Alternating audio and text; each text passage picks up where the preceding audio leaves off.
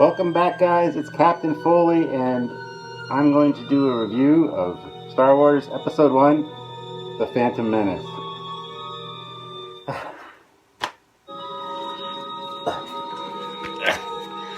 Man, that thing's uncomfortable to wear. It's about as uncomfortable to wear as this thing is to watch half the time.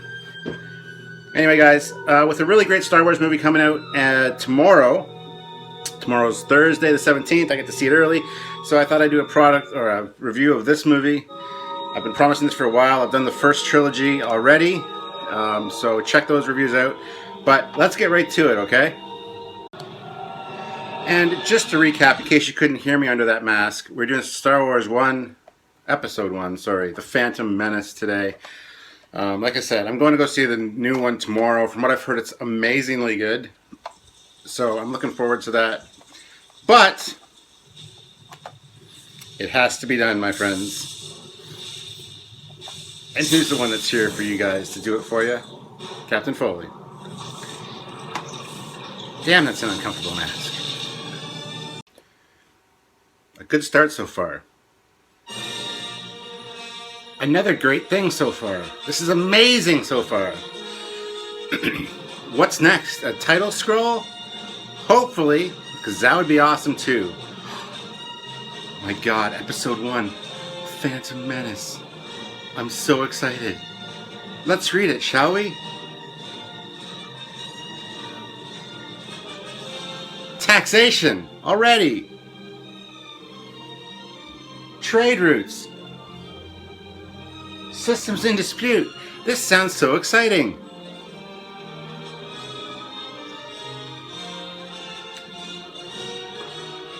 I remember being excited for this and seeing this and going, what the hell? I mean, the first time I thought, the Congress, the Chancellor, Supreme Chancellor, why? Why, George? Why? I remember seeing this the first time, like I said, and I was so excited, you know, that there's a new Star Wars movie coming out. It's going to be awesome. Going to fill in the missing years. And George, I don't know what you're doing. So yeah. Anyway, this opening was alright because it's the typical Star Wars opening. You got the good music, you got the Star Wars, you got the scrolling text, you got the pan down, you're gonna see a spaceship in a second. It was exciting. It's like, yes, this is Star Wars, it's back. No, not so much. Once again, seeing two Jedi Knights, seeing a protocol droid. It was just like, this is coming together so beautifully.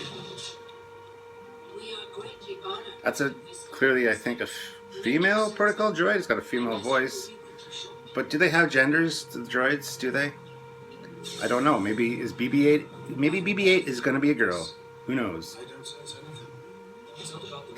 And what's with the little rat tail? That's one thing that bugs me about the Jedi, is that the rat tail and the little braid thing, like... This isn't the 80s, and we don't live in, like, the backwoods. Stop it. I just noticed this time viewing it, and you're never gonna look at this same way again, but she's holding a very phallic-y silver, same color as her vial on that tray. What was she doing with that in there the whole time?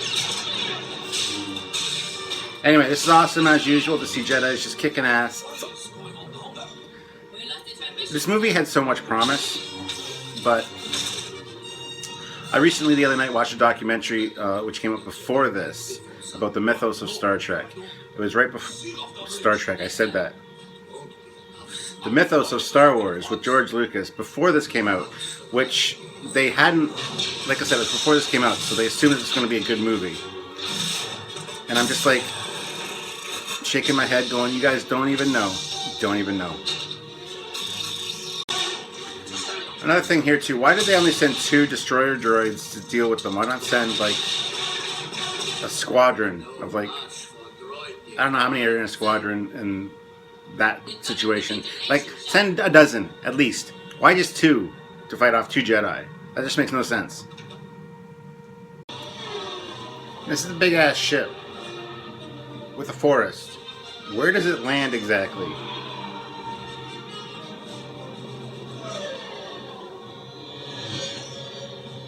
then all of a sudden there's a nice clear spot.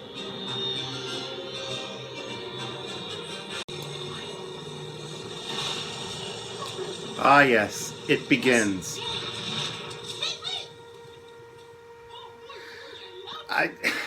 I didn't actually have such an issue with Jar Jar at first. I didn't understand all the hate, but I get it now. I get you guys are irritated by him.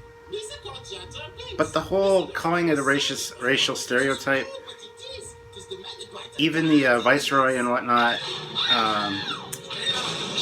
up on the Trade Federation vessels, I don't really see them as stereotypes. I mean, stereotypes are stereotypes for a reason, because they're generally true. So, I know in the 50s and 60s, they were incorporated into a lot of media, and they were funny. You know, everybody takes offense to everything these days. I think this is quite amusing, his voice.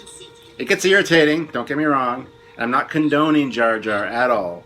I just think that people take things a little bit too far and a little bit too much up in arms about things, and we need to relax, okay?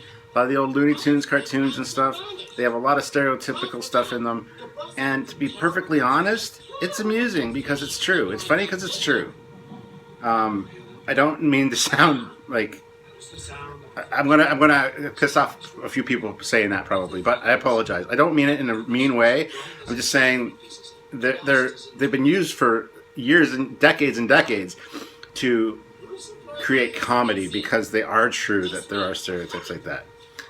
So this is amusing to me. The first couple times I watched it, I thought he was annoying but amusing. But yeah, the more I watch it, the more I'm just like, boy. And now that I have heard this theory that he's a Sith master and using like drunken kung fu or whatever, I kind of have a new appreciation for this movie. When I watch it, I'm like, huh, what if? And it makes it a little more interesting. I don't know what you guys think about that. Leave your comments below. Trust me, I'm not racist at all. And I don't mean anything by those racial stereotypes. It's just they're put in shows from the 50s and 60s and whatnot for a reason. It's because they're funny. But today everybody's so easily offended by everything that we can't even enjoy something. So you're looking too much into it, is what I think. And some of the environments that George has created for this movie are quite nice to look at. I know it's too much green screen, it's too much CGI, absolutely. But some of the environments that he created are very spot on, like very otherworldly, something you want to see in a sci-fi movie. So, gotta give him a little bit credit for that.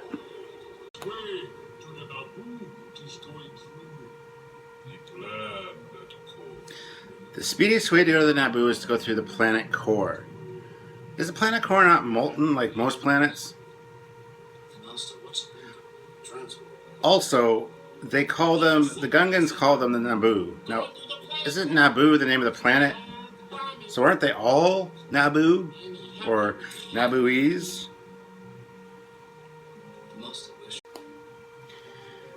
I saved his life. He owes me what you call a life debt. Your God's demand. He owes me what you call a life debt. Your God's demand. You didn't even know about this species until you showed up here. Unless, I mean, I just thought that now, but I gotta jump in and say maybe they did know about the whatever they're called, Jar Jar's people, the Gungans. Maybe they did know about them prior to showing up for the negotiations, and they did the research just in case. But I mean, seriously, it just seems kind of odd that he's like, well, you know, I saved his life, he owes me a life debt. You know, you people, that's what you believe, so let's do it up.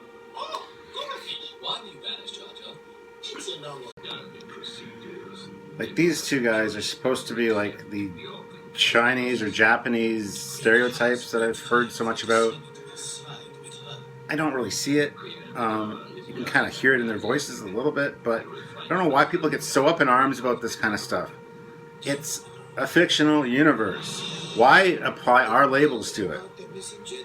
I don't know, it's just one of my pet peeves that all I hear these days is that's racist, or, you know, that's insensitive, whatever. It really grinds my gears, as Peter Griffin would say. So I just gotta bring it up. I don't think they're racial stereotypes at all. I think they're just funny. Even Watto, that we're gonna see later, that one is more of a racial stereotype. I kind of get that one, but at the same time, who cares?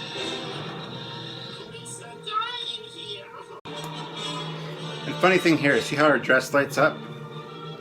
If you actually look over here, you can see the power cord that lights those up. It goes up underneath the pillar.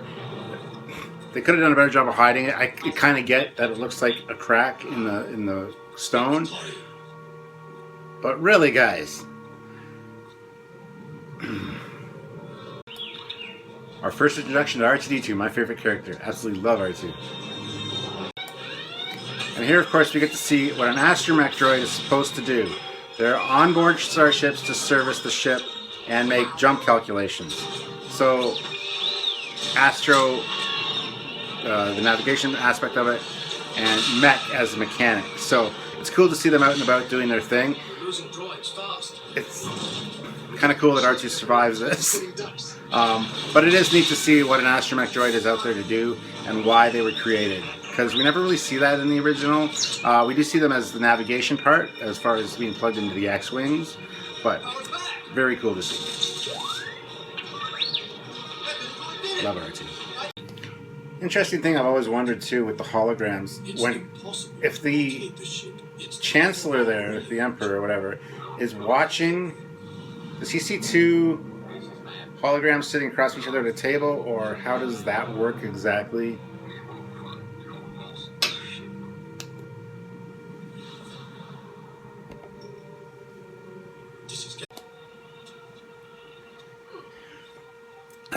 And now,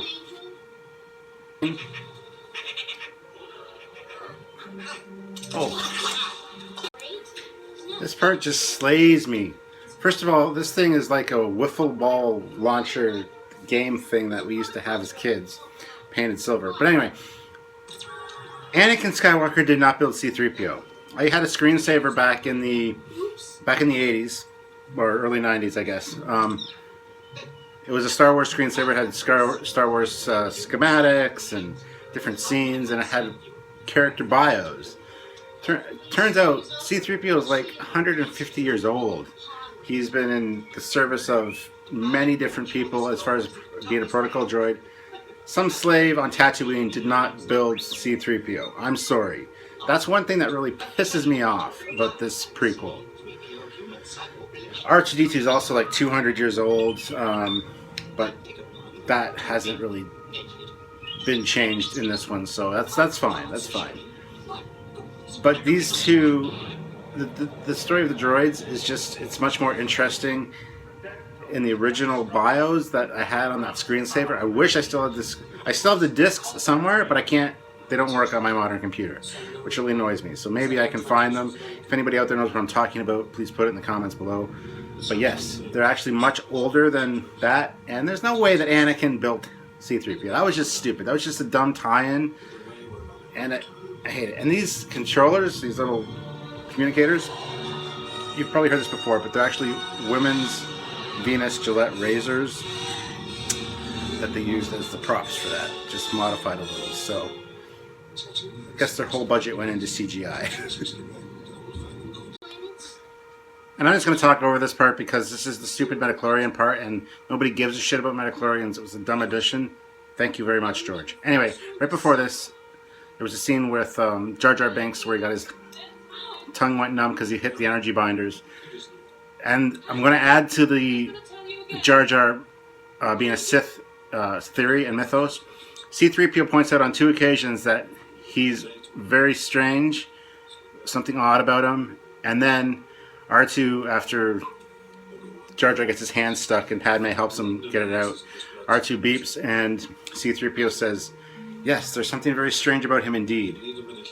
So it's almost like foreshadowing, and if the Sith theory was correct and George was going to reveal him as the actual Phantom Menace in one of the feature movies, if it wasn't for popular opinion, which changed his mind. It's interesting that the droids are the ones that kind of saw that and foreshadowed that. So, just something I want to point out. I haven't heard that before in any of the other theories, but I wanted to add that, my own little nugget to that whole Jar Jar is a Sith theory. So, there you have it, guys. I hope that makes sense. Pretty sure it does, because it's me. A chance cube.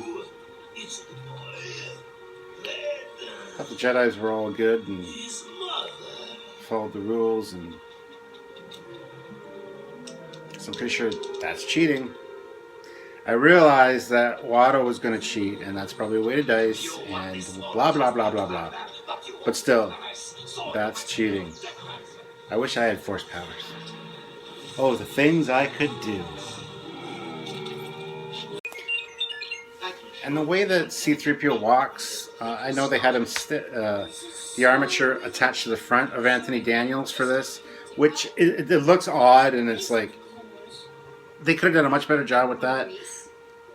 They should have CGI'd C-3PO, I think, because the practical effect of him walking like that looks very awkward and very... I don't know if you guys see that too, but every time I see C-3PO in this movie, I want to scream for multiple reasons.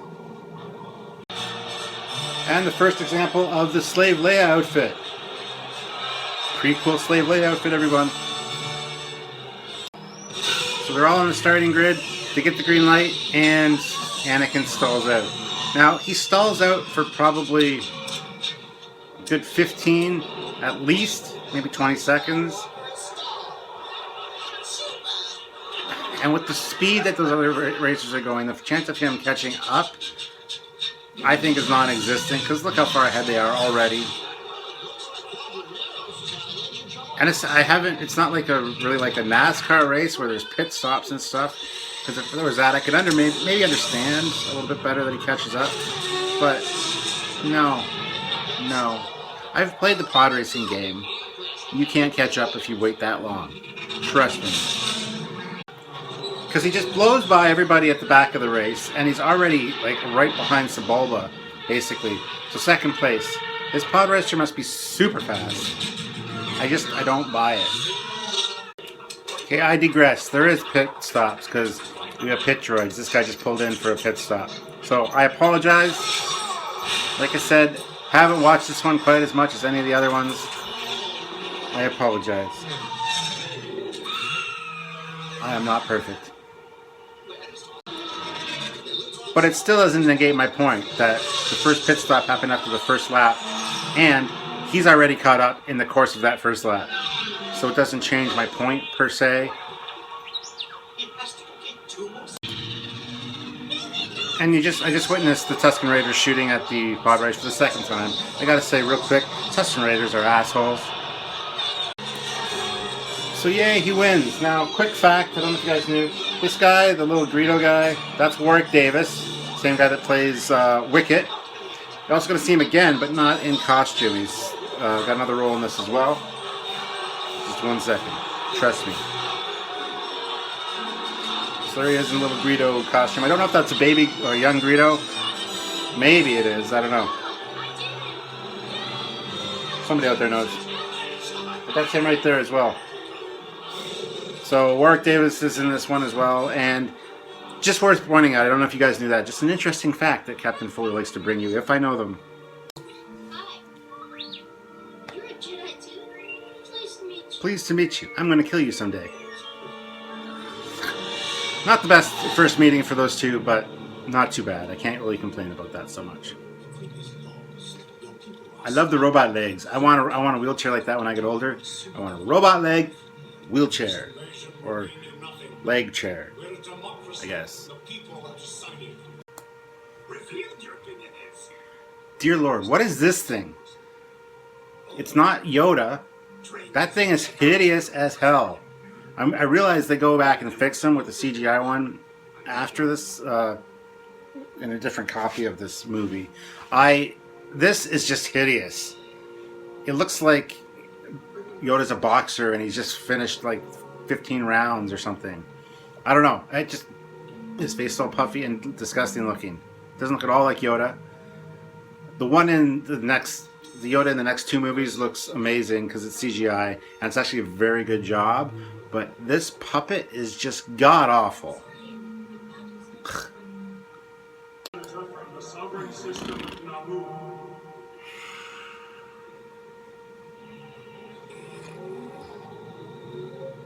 Supreme Chancellor, Delegates of the Senate. A tragedy has occurred. It started right here with the taxation of trade routes. It's worse than watching C-SPAN. Seriously, come on, guys. Of the Trade Federation. This is outrageous. I object to the senator's statements. The chair is not recognized the senator from the trade. Fear is the path to the dark side. This guy's creepy. Fear leads to anger. Anger leads to hate. Hate leads to suffering.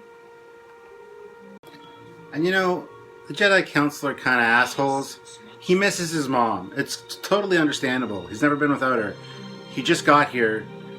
Yeah, he misses his mom, and they're all on him like, whoa, well, you shouldn't be missing your mom. Ever get the feeling that the Jedi are just assholes? You can't get married, you can't have relationships, you can't do anything. Seriously? Seriously? So it just kind of hit me that Qui-Gon is a lot like Morpheus from The Matrix. He really believes in the one, Neo here, and he's willing to risk a lot to follow his convictions. Interesting. So interesting fact here. You see R2 over on the ledge there? In a deleted scene, he's supposed to fall off. And it's the first instance we get of him using his rockets to come back.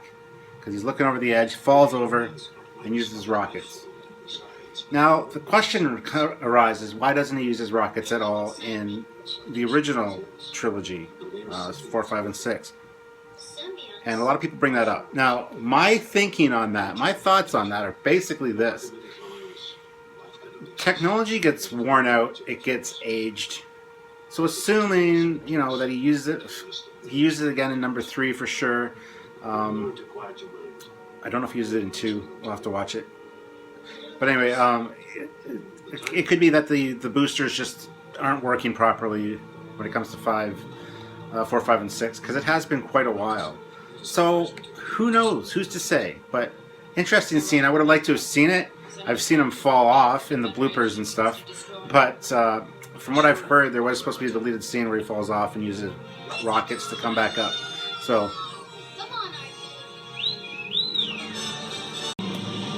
again, here with the ship landing in obvious forest. There was no clearing there at all. Do you think the Queen's idea will work?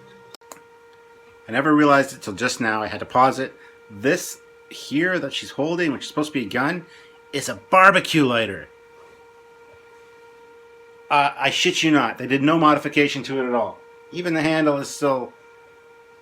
It's just a barbecue lighter with like a resin handle attached to it. Really? Wow.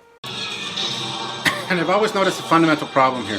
When R2 gets sucked up into the thing, if you notice, the width of the Naboo starfighter would not accommodate his legs.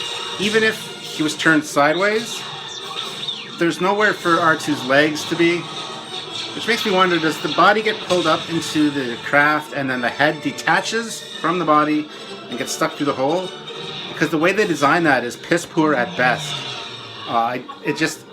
There's nowhere for his legs to be. None.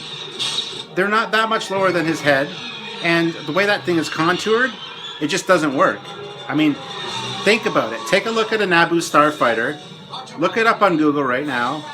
Look at a toy that you have. Something. There's no way that R2-D2 could fit in that. Even if he was sideways, it wouldn't work. So his body must be disconnected from his head somehow. That's my thinking. What do you guys think about that? Comments below. I do have to admit, this is one of the coolest ways to deploy troops, especially robotic troops. It's very awesome because it sets them up already in formation, and it just is so cool for transportation and stuff. Awesome idea. Honestly, Darth Maul is one of the cooler Star Wars villains. They should not have killed him in this movie. spoilers. I don't know if you know that he dies, but we're going to get to that in just a second.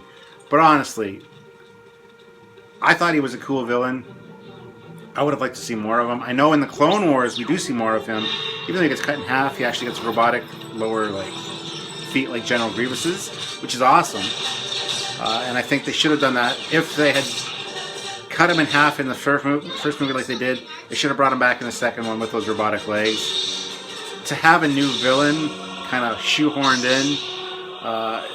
in the form of Count Dooku and whatnot just doesn't work for me. They should have maintained the Darth Maul. He's a much more interesting character and much more dynamic than Dooku. Now, it's said that Dooku was shoehorned in to replace Jar Jar Binks, who was supposed to be the Phantom Menace. He was supposed to be the Sith one that was controlling everything behind the scenes, which you can kind of see and get clues of in this movie. So it's a possibility, but I don't know 100%. And again, look at where R2 is. There's no way that R2 could fit in that Naboo starfighter. I'm sorry. Think about it. Actually, sit down, look at an astromech droid, look at a Naboo starfighter, and think about it.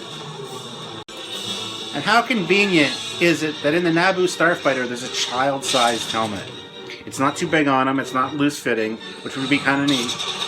It would add more realism to the scene, but it's perfectly fit, perfectly snug, child-sized helmet. It's one of the best lightsaber duels in any Star Wars movie. The double-bladed lightsaber is very cool and interesting, and the two-on-one aspect is just amazing to watch. So bravo on the lightsaber battle, George. But I don't think Qui-Gon Jinn should have died, and I don't think Darth Maul should have died. Just silliness, if you ask me. Here we go with the crazy Jar Jar drunk kung fu fighting style that actually is very effective. He manages to kill quite a few robots here just by using the drunken fighting style. So, who knows?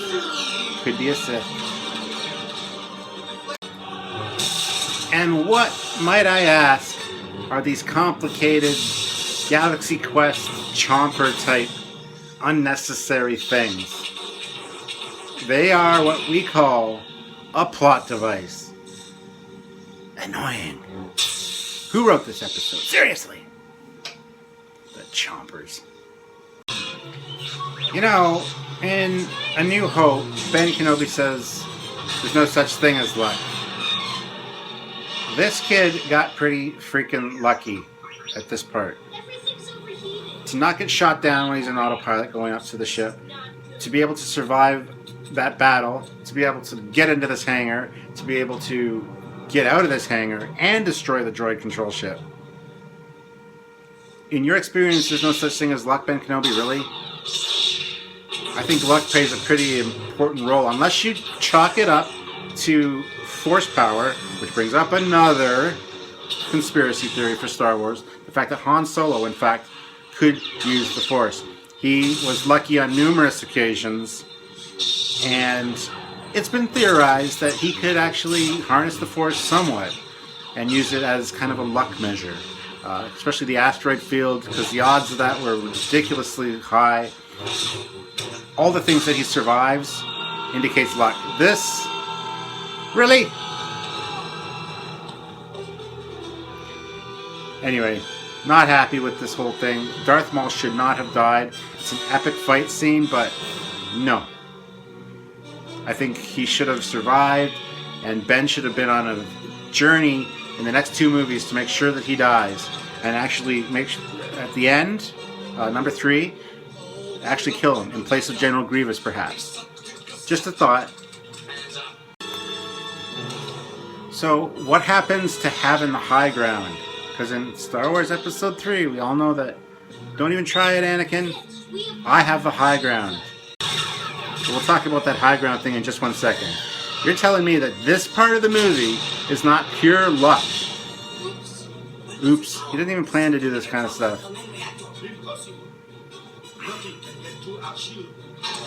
So, there's no such thing as luck, really? Really? Maybe there's not. Maybe it is just the Force. But in that case, you got to consider the fact that maybe you're more than just Jedis can harness the Force somewhat.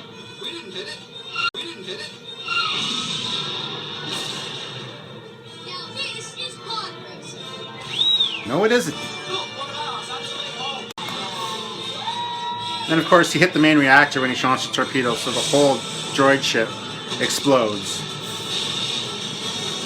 Kind of a major design flaw in the Star Wars universe. Everything seems to be able to explode if you hit the right spot. There's no redundancies, no backups. I don't know. It just seems kind of strange. Anyway, back to my high ground thing. Darth Maul obviously has the high ground. Obi-Wan technically shouldn't survive this, as Darth Maul obviously has more skill and is a little bit better trained, I believe. So I don't know if I quite buy that. And there goes both his halves down the chute. I think that was a big mistake. And of course I survived just long enough so that I can talk to you. Wonder how fast I can teach you how to become a Force Ghost. Because apparently Qui-Gon Jinn's one of the first ones to actually train to use the Force Ghost powers, yet we never really see him again. He should have showed up at the end of Return of the Jedi, don't you think? Anyway. There's no doubt the mysterious warrior was a Sith. Always true there are. No more, no less. Always two Sith there are, no more, no less. They don't seem like that much of a threat then. There can't be a Sith army then, can there?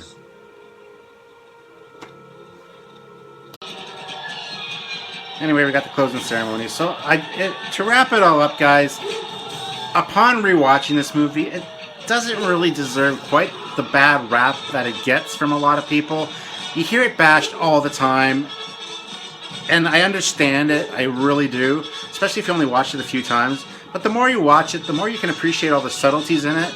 And I think George Lucas did a good job in his own mind that this was going to be a good movie. I feel bad for the guy because the criticism of this really jaded him against Star Wars and the fans, and I don't like that. However, I think this movie is not quite as bad as everybody says it is.